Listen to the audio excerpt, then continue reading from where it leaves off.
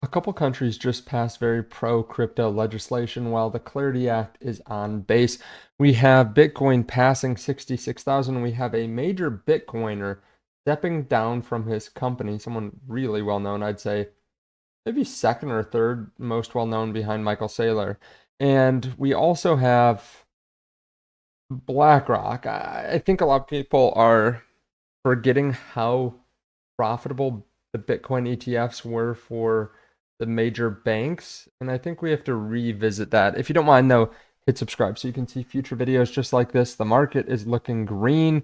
If you do want to trade crypto, I will be looking at some technicals today. If you do want to trade crypto, though, there are links underneath the video. You can check out Ubit. Right now, we have a special bonus where if you hit a couple thresholds, you can get $50 a week, and you get some extra bonuses too when you use my link.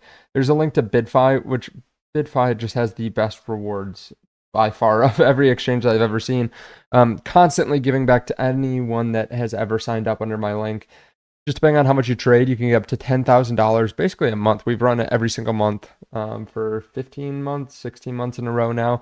You can get up to $10,000 worth of Bitcoin just for trading on the platform. And there's a link to BTCC as well, where you can get 10% first time deposit bonus, lower trading fees, and up to $10,000 per user. So check these out. They're in the link tree underneath the video. You can trade stocks on those platforms as well, which I have been doing a bit.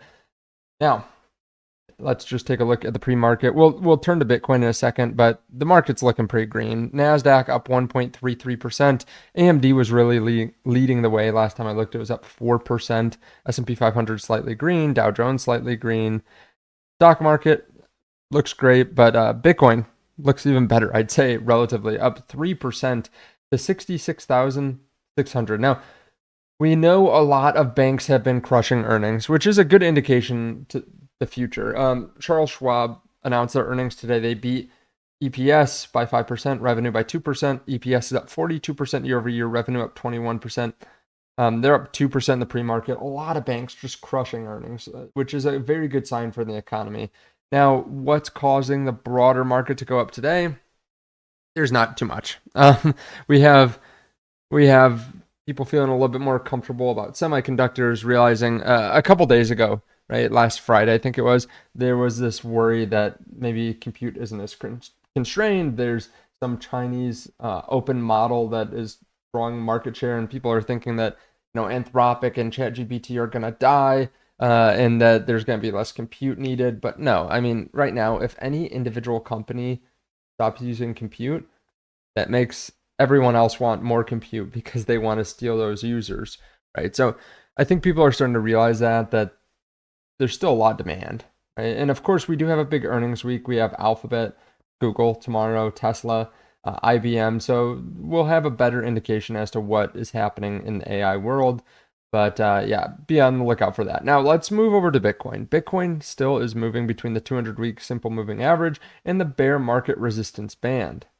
The 200-week simple moving average is typically a very good point to be buying Bitcoin. In the past, this has kind of been where we bottomed out. Last cycle, we spent some time below it, a couple months. We've already moved below it this cycle. You can see we wicked below it for maybe a week or so. But then the bear market resistance band, we stay below it during the bear market, move above it during the bull market. Obviously, this is a point of resistance. It's in right around 72,000, which is kind of a key psychological level. We got rejected by 74,000 back in April. I believe it was March of 2024. We held it as support back in 2025. And yeah, this could be a significant point of resistance again if we even get up to 74,000. Would not be surprised if we got rejected before that. But Benjamin Cohen thinks that we'll still see a strong July. Keep in mind, typically we bottom October, November. So be on the lookout for that. Obviously, if you do want to trade that, you can check out those links underneath the video.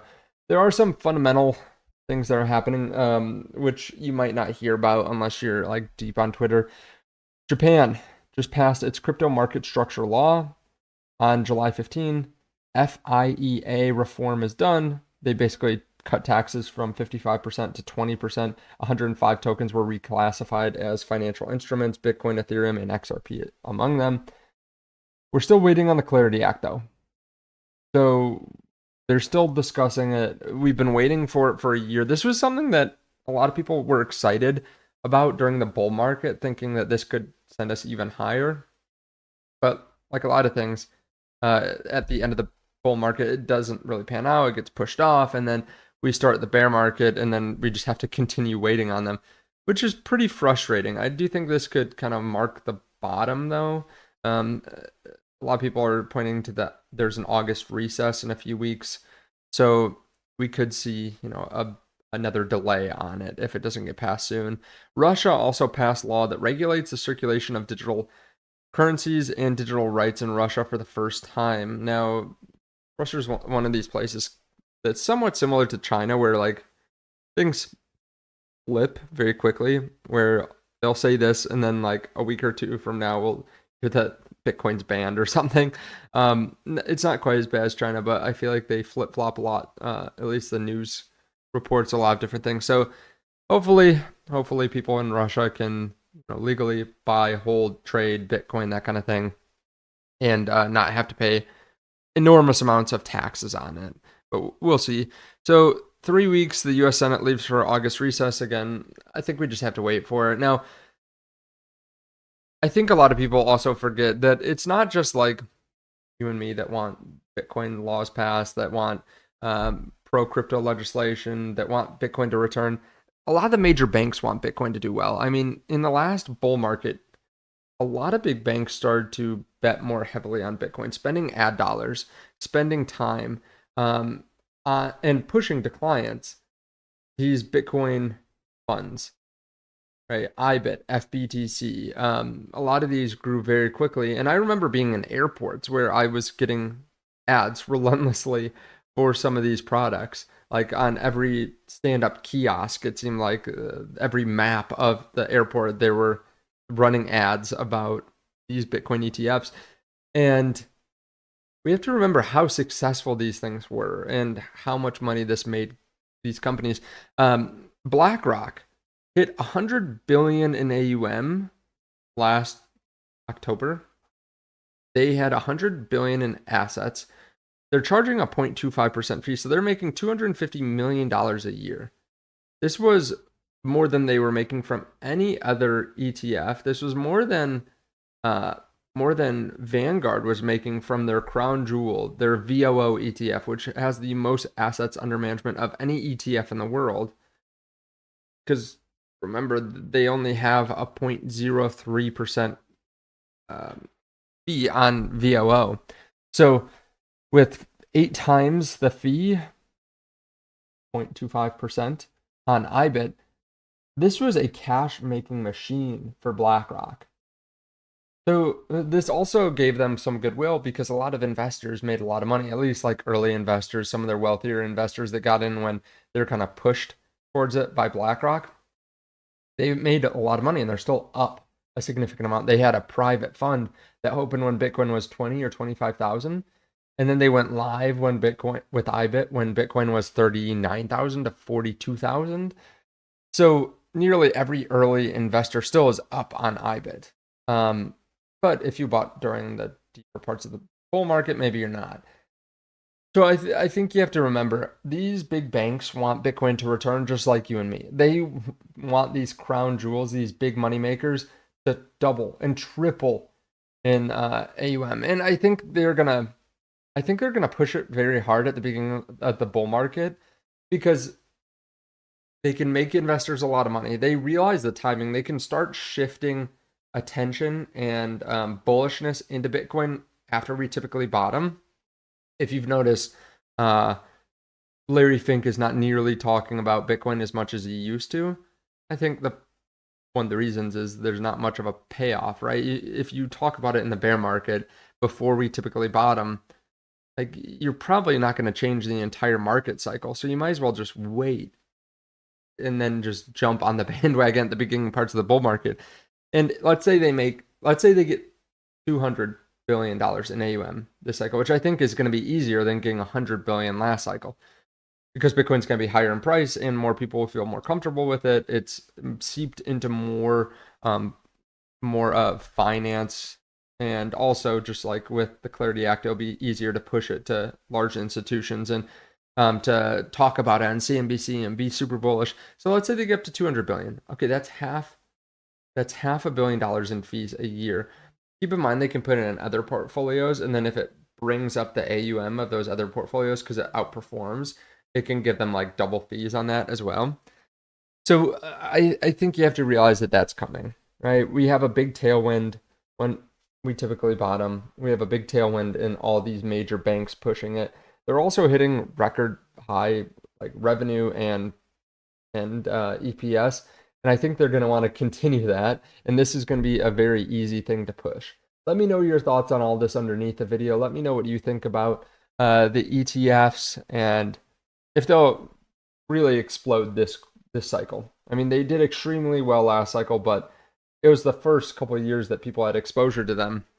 And a lot of people couldn't get exposure yet because it hadn't passed compliance with whatever company they work with. So a lot of companies cream and sell it. Morgan Stanley, I think, is the one recently that just started an ETF years after the other ones were approved, and I don't think they were given authorization to sell any other ETFs. I know people at other large financial institutions, right, the largest financial institution for financial advisors in the world, and they're not allowed to sell Bitcoin ETFs unless someone brings it to them, and even then they have to be very careful what they say. So things will change over time.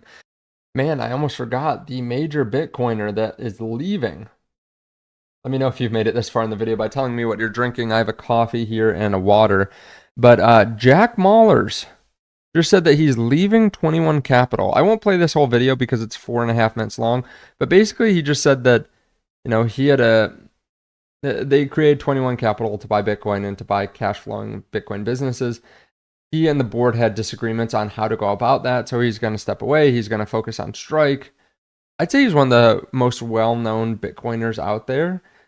He speaks at every Bitcoin conference, very outspoken, very young guy, lots of energy. And yeah, just leaving 21 Capital. Now, 21 Capital is down a little bit last time I checked. Okay, it was down only 2% in the pre-market, now down 10%. A lot of these treasury companies are doing very poorly during the bear market. So I'm not surprised to see it down on this news. If you look over the last 1 year, it's down about 84%. Let me know if you got stuck in any of these treasury companies. So many of them were just so highly valued. I remember making warning videos. There were some that were interesting. Like if you could do this well, you could buy cash flowing Bitcoin businesses that actually make sense, that are resilient. That'd be awesome. But the fact is, a lot of them just are so complicated and or just unprofitable that they don't make sense. Especially when you can just buy, like you can either just go buy Bitcoin or you can buy good cash flowing businesses that don't have the Bitcoin markup. Let me know your thoughts. Thank you so much. I appreciate it. I'll see y'all soon. Just a reminder, this is not financial advice. This is not legal advice. Do your own research. I'm never going to reach out to you either in the comment section or through any other means to try to get you to invest in something that I'm investing in or to send me crypto. Some links underneath the video are affiliate links. I may earn a commission, but this is at no extra cost to you. Of course, do your own due diligence.